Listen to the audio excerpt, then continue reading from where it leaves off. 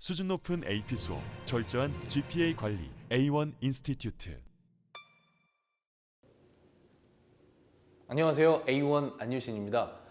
이제 곧 인터내셔널 학생들은 디지털 SAT로 2달 뒤에 3월 첫 시험을 시작하게 되는데 그 3월 시험을 꼭 봐야 되는 이유를 설명해 드리도록 하겠습니다. 왜 이 첫 디지털 SAT 시험을 봐야 되는지 이유를 설명드리기 위해서는 이 SAT와 ACT가 그동안 경쟁하는 그 역사를 살펴보는 게 좋겠는데요. SAT 같은 경우는 역사가 아주 깊습니다. 1901년부터 지금과는 유형이 많이 다른 형식의 SAT 시험이 시작되었었고 지금의 컬리지 보드가 다른 이름으로지만 존재했었고요. 계속 진행이 되다가 1926년대 지금 저희가 보는 SAT와 그나마 유사한 유형으로 시험이 지속됐다고 보시면 되겠고요.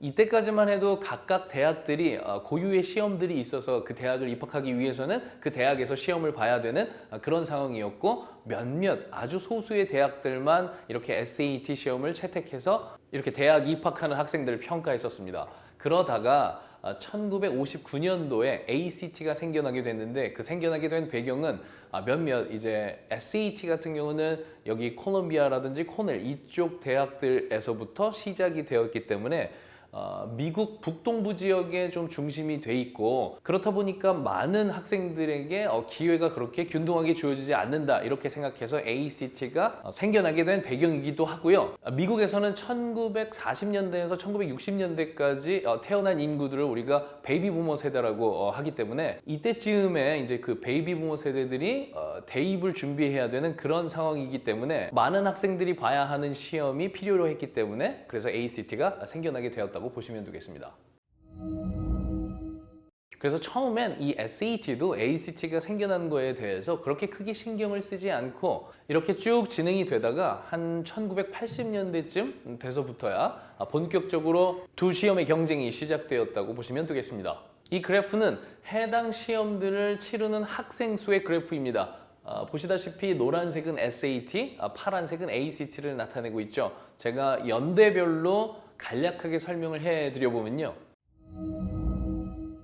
이 80년대서부터 한번 살펴보면 SAT와 ACT 두 기관 모두 비영리 단체이긴 합니다만 그 기관들을 운영하고 시험도 내야 되고 하려면 인력도 많이 필요하고 그렇기 때문에 어느 정도는 영리를 취해야지만 기관이 운영될 수가 있기 때문에 80년대서부터는 본격적으로 영리를 취하는 방향으로 좀 이루어졌다고 보시면 될 텐데 81년 같은 경우에 SAT에서 먼저 책도 발간해서 팔게 되고 그리고 학생들이 시험을 보고 났을 때 그 시험지에 대한 분석 결과를 또 돈을 받고 팔기도 하고 시험을 볼 때 fee를 내지 않습니까? 그 fee를 인상시키기도 하고 해서 이렇게 SAT는 이런 조치를 취했고 ACT 같은 경우도 그의 질서라 1985년부터는 ACT에 관련된 책을 팔면서 영리를 취하는 모습을 볼 수가 있죠. 이 89년도에는 이 학생들이 보는 숫자의 격차가 다소 줄어드는 것을 확인하실 수가 있는데 그 이유는 ACT가 시험 유형을 바꾸면서 학생들의 평균 점수가 많이 올라갔기 때문입니다. 자, 이렇게 SAT 입장에서는 한 60년대서부터 ACT라는 시험이 슬슬 신경에 거슬리기 시작했는데 80년대 때는 방금 말씀드린 것 같이 이렇게 영리를 취하는 그런 조치들을 취하면서 서로 경쟁을 하게 되었고 이 90년대 때는 93년 같은 경우에 SAT 시험이 SAT1과 SAT2 우리가 알고 있던 그 subject test 이런 것을 만들면서 시험을 더욱더 많이 보게 만들게 되니까 당연히 이익을 조금 더 추구할 수 있게 되었을 거고 1995년 같은 경우에는 SAT에서 네 문제나 스킵을 해도 만점을 받게 되는 그런 일도 일어났습니다. 이런 것을 보여주는 것이죠. 이렇게 만점자가 많이 나오는 시험이니까 ACT 보지 말고 SAT로 넘어오거라 이런 경쟁이라고 보시면 되겠습니다.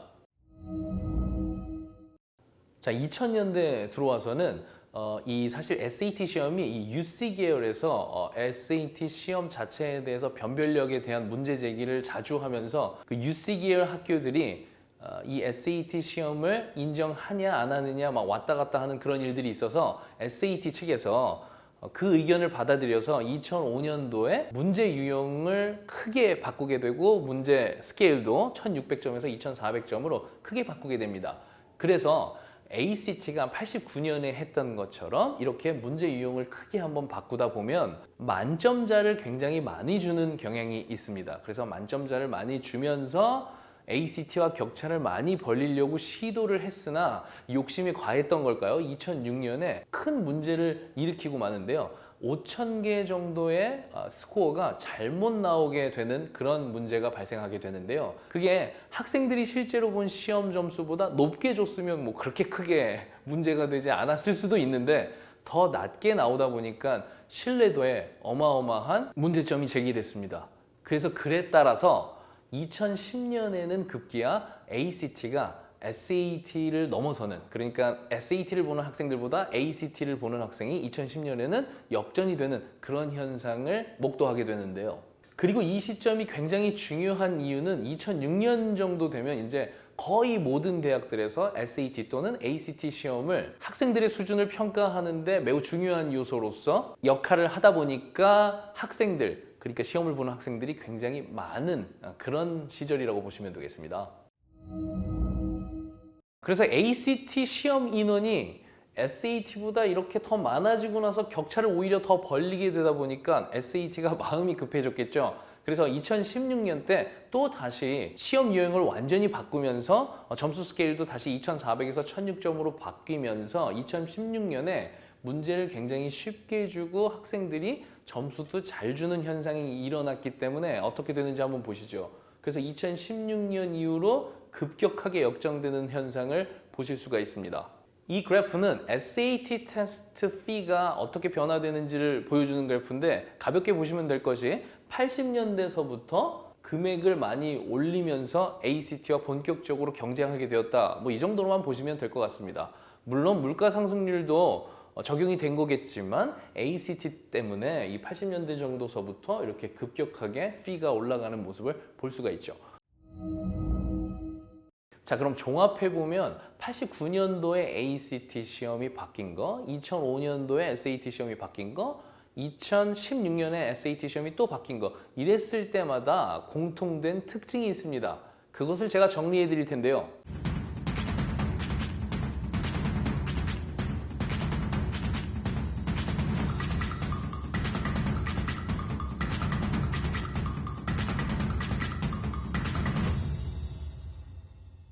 자, SAT도 그렇고 ACT도 그렇고 그렇게 시험 유형이 크게 바뀌었을 때는 문제가 쉬워지면서 그리고 만점자들을 많이 줬다는 거, 그게 사실이고, 그리고 점점 자기 페이스를 찾아가서 난이도를 찾아가는 그러한 형식이 많이 이루어졌습니다.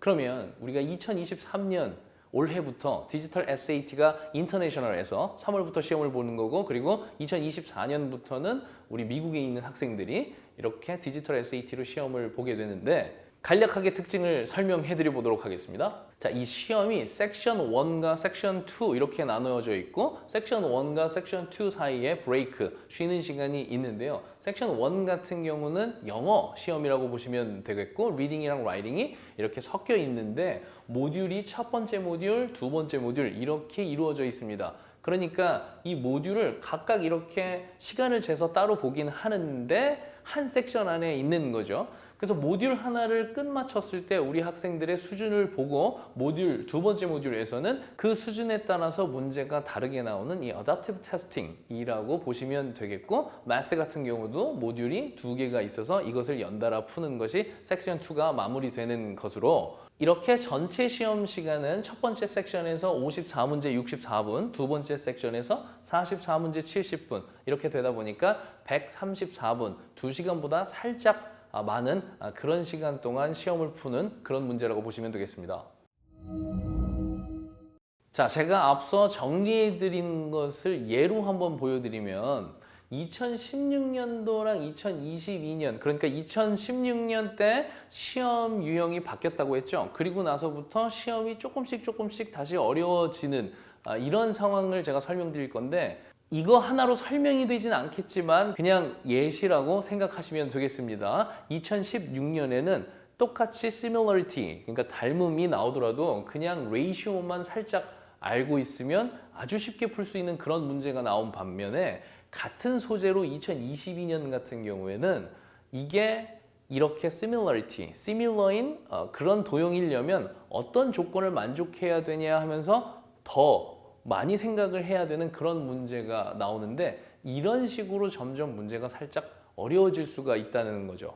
그리고 다음 보시면은 요즘에 이제 디지털 이전에 요즘에 보는 SAT 시험 같은 경우는 리딩 파트를 보시면 이렇게 지문이 길게 많이 나와 있고 그거에 따라서 이렇게 문제들을 우리 학생들이 푸는 그러한 형식이었는데 이번에 컬리지 보드에서 릴리즈한 보여준 이 디지털 SAT 시험 연습해봐라 해서 연습용으로 보여주는 그런 시험은 그렇게 긴 본문이 없고 이게 본문 끝이거든요. 본문 끝 물어보고 답해라. 본문 끝 물어보고 답해라. 각각 독립된 문제입니다. 물론 짧으면서 더 어려워질 수도 있겠지만 일단 우리 학생들이 읽는데 그렇게 크게 부담이 있지 않기 때문에 그런 부담감이 줄면 우리 학생들 입장에서는 난이도가 내려가 있는 효과처럼 느낄 수가 있어서 훨씬 편하게 시험을 볼 수가 있다는 거죠. 자, 그런데 여기서 함정이 있는데요. 제 말대로라면 2016년부터 22년까지 점수 분포를 보면 2016년에는 고득점자가 굉장히 많고 2022년에는 고득점자가 굉장히 적고 시험이 어려우니까 중간 학생들이나 저득점 학생들이 많을 것처럼 생각이 되지만 분포를 보시면 거의 똑같이 이루어져 있는 걸 보실 수 있습니다. 그게 그럴 수밖에 없는 게 문제가 때때로는 SAT가 조금 쉽기도 하고 조금 어렵기도 하고 그런 거 아시죠? 이 점수 분포마다 학생들의 퍼센티지를 어느 정도 맞춰야 되기 때문에 커브라는 것을 주죠. 그렇게 해서 거의 다 학생들의 분포를 이렇게 맞추게 되기 때문에 문제가 절대적으로 점점 더 어려워지고 있다, 안 어려워지고 있다는 이걸 보고는 판단할 수가 없기 때문에 우리 학생들을 기준으로 해서 같은 학생이 2016년도 거 문제를 풀어보고 2022년도 거 문제를 풀어봤을 때 점수 차이를 보는 것이 가장 정확한데 저희는 그런 데이터를 아주 많이 가지고 있잖아요. 그러니까 확실히 2016년보다 2022년으로 올수록 점점 더 시험이 어려워지는 것은 사실입니다. 그래서 이 퍼센티지를 맞추면서 이 디지털 SAT에서는 첫 시험을 봤을 때 우리 학생들에게 어떤 식으로 점수를 많이 줄 수 있는지 그 로직을 한번 살펴보면요. 자, SAT 주관사인 컬리지 보드 입장에서는 ACT 시험 보는 인원이 점점 많이 올라오는 게 달갑지 않고 SAT로 점점 더 많이 끌어야 됩니다. 그런데 시험 유형이 급격하게 바뀌었을 때 시험 문제가 많이 어려워지게 되면 우리 인원들이 전부 다 ACT로 넘어갈 수 있는 확률이 있기 때문에 만약에 컬리지 보드에서 생각한 난이도가 이 정도라고 했을 때 첫 번째 시험은 그거보다 훨씬 낮은 난이도로 시험 문제를 낼 수밖에 없습니다. 그리고 학생들에게 어떤 식으로 점수를 많이 줄 수가 있냐면 자, 이 레인지 안에서 퍼센티지를 거의 비슷하게 맞춰야 되기 때문에 우리 학생들에게 이 레인지 안에서만 있으면 되니까 1400점 초반인 학생들보다 1600점에 가까운 학생들을 훨씬 더 인원을 많이 만들어서 주고 그리고 1200점 초반인 학생들보다 1390에 가까운 학생들을 많이 만들어서 주면 이 퍼센티지는 유지하면서 학생들에게 점수를 높게 줄 수가 있습니다. 이번 디지털 SAT 시험을 보고 나시면 정말 희한하게도 1400 초반 학생들보다는 1500대 학생이 훨씬 많을 거고 1200점대 초반 학생들보다 1300점대 학생들이 훨씬 더 많을 것입니다. 이런 식으로 점수 분포를 SAT에서는 줄 수밖에 없는 상황이기 때문에 여러분들이 같은 실력이라면 만약에 이쪽 레인지에 해당하는 학생들이라면 즉 1400점이 살짝 넘을 만큼 점수가 나올 만한 그런 학생들이라면 지금 시행하는 이 디지털 SAT를 보게 되면 자기가 가지고 있는 실력보다 훨씬 더 높은 점수를 받을 확률이 높다는 게 제 의견입니다. 시험 유형이 크게 바뀌다 보니까 아직 우리 학생들이 적응이 되지 않았으니까 첫 번째 시험은 일단 스킵하고 좀 지켜본 다음에 얼마나 안정성이 있는지 보고 그 다음 시험을 봐야겠다 이렇게 생각하시는 분들이 꽤 많이 있는 걸로 알고 있는데요. 제 생각은 다르고 오늘 제가 영상에서 말씀드린 것처럼 첫 시험에서는 항상 커다란 기회가 있었기 때문에 기회가 되신다면 꼭 디지털 SAT 시험을 도전해 보시기 바랍니다. 그럼 저는 다음 영상에서 뵙도록 하겠습니다. 감사합니다.